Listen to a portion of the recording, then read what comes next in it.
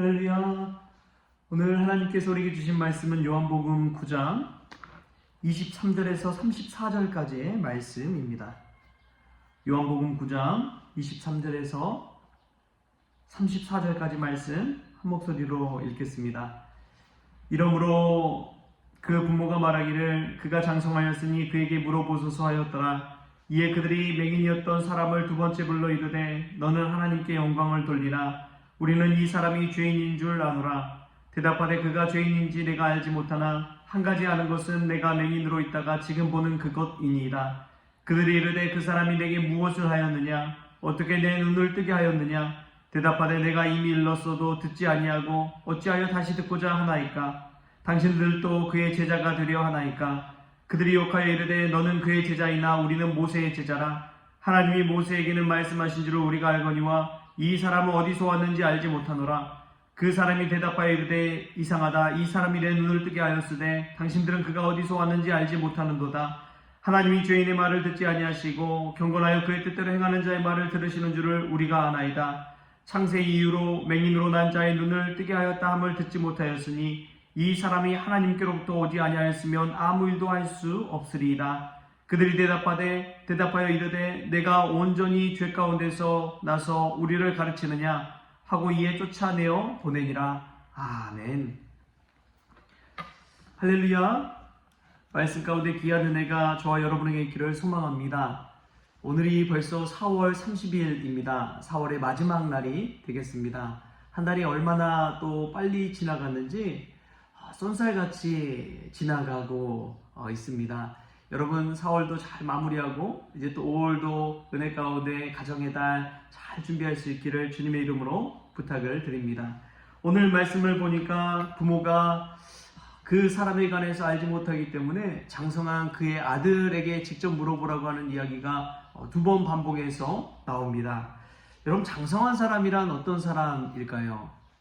장성한 사람, 믿음의 장성한 분량에 이르게 해달라고 우리가 기도하잖아요.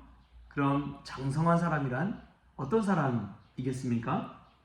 장성한 사람의 특징은 자신이 한 말에 대해서 책임을 질 줄 아는 사람이 장성한 사람인 줄 믿습니다. 우리가 주님을 믿는다고 하지만 믿음대로 살지 못하는 것이 얼마나 많습니까? 아직도 장성한 믿음의 분량에 이르지는 않은 것이지요.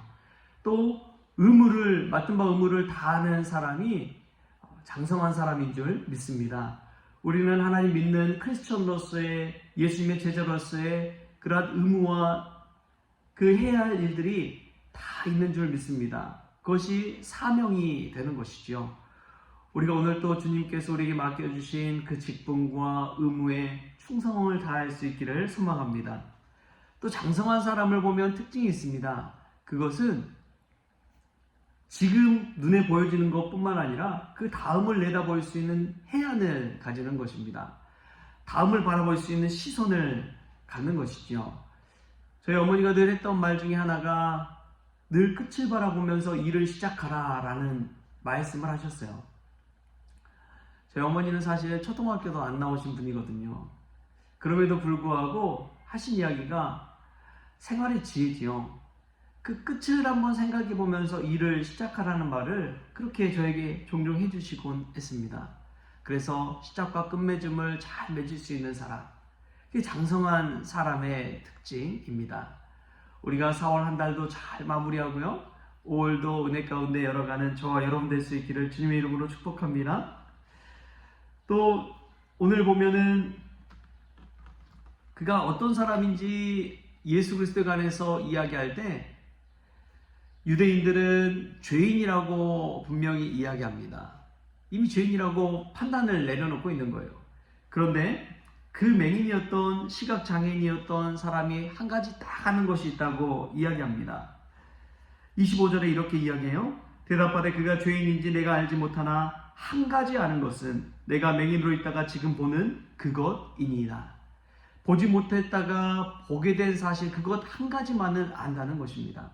그가 어떤 사람인지 죄인인지 어떤지 알지 못하지만 그것은 분명히 알 수 있는 것이죠.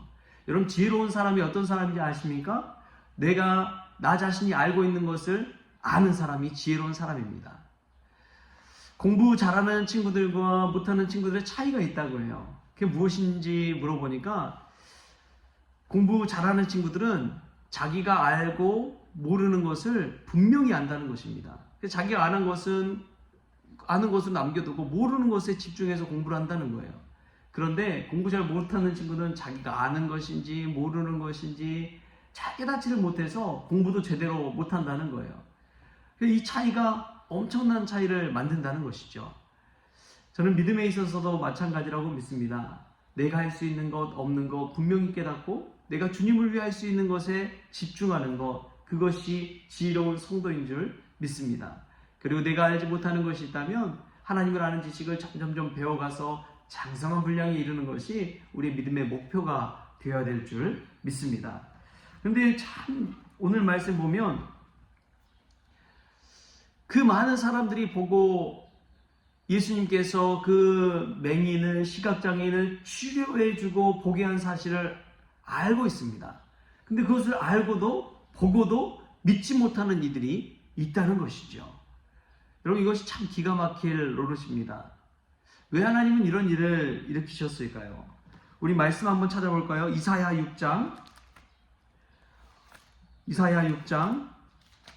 9절 10절에 보면 이런 말씀이 나옵니다. 우리 같이 읽겠습니다. 여호와께서 이르시되 가서 이 백성에게 이르기를 너희가 듣기는 들어도 깨닫지 못할 것이요 보기는 보아도 알지 못하리라 하여 이 백성의 마음을 둔하게 하며 그들의 귀가 막히고 그들의 눈이 감기게 하라. 염려하건대 그들의 눈으로 보고 귀로 듣고 마음으로 깨닫고 다시 돌아와 고침을 받을까 하노라 하시기로. 아멘. 듣기는 들어도 깨닫지 못하고 보기는 보아도 알지 못하리라. 보기는 보았는데 알지 못하는 상황이 오늘 이 말씀 가운데 나타난 것입니다. 여러분, 우리가 볼 수 있는 것, 보는 것이 은혜인 줄 믿습니다. 그러나 보는 것에 그치는 것이 아니라 아는 데까지 나아가는 저와 여러분 될 수 있기를 소망합니다. 여러분, 성공교회에 나와서 예배 드릴 때 보여주는 게 다가 아니라는 사실을 기억하십시오.